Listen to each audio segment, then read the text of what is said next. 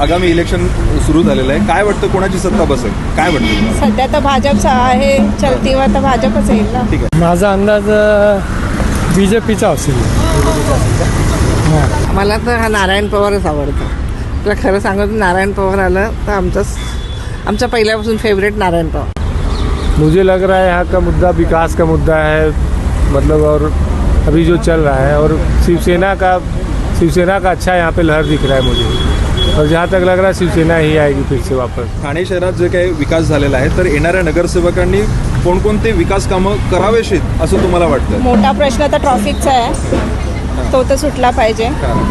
आणि रस्त्यांची सुधारणा व्हायला पाहिजे. आणि मेन हे भटकी कुत्र्यांचा पण जास्त सुळसुळाट झालेला आहे, त्यांचा पण बंदोबस्त झाला पाहिजे. हल्ली खूप ऐकायला मिळतं आहे चॅनल्समधून पण की लहान लहान मुलांचा बळी जातो आहे, त्यामुळे त्याची पण काळजी घेतली पाहिजे.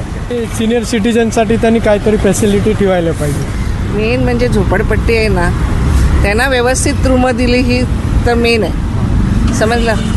मोठ्या लोकांचं सोड रे, पण आता तर काय मेंटेनन्स वगैरे हे बराच तर आपल्या लोकांची तर ऐपत नाही आहे.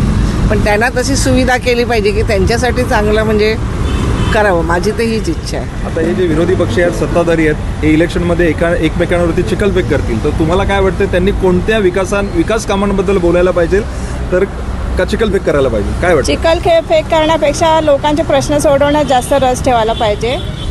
मुद्दा वही स्पेशली अभी जो चल रहा है कि ये जो अभी वोट वाला चल रहा है, वोट चोरी का लगा रहे हैं, उससे मुद्दा लगा रहे हैं, लेकिन मुझे नहीं लगता उससे कुछ फर्क पड़ेगा.